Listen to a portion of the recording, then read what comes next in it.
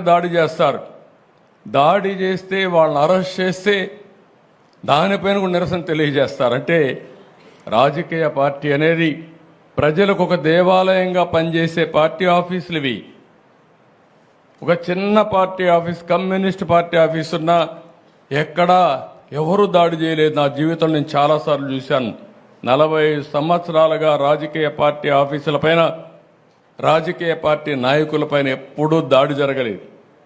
ఎన్ని విమర్శించినా ఆ విమర్శని ఒక పాజిటివ్గా తీసుకొని కరెక్ట్ చేసాం తప్ప ఇంకోటి కాదు. అలాంటి దురదృష్టకరమైన పార్టీ ఓసారి నాకే అనిపిస్తుంది, నేను ఎన్నో రాజకీయాలు చేశా, ఎంతమందితో చేశా, కానీ ఒక నేరస్తుడితో రాజకీయాలు చేయడం అనేది నాకే నామోషి అనిపిస్తుంది.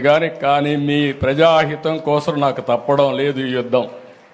ఆ విషయం కూడా మీరు గుర్తుపెట్టుకోవాల్సిన అవసరం ఉంది.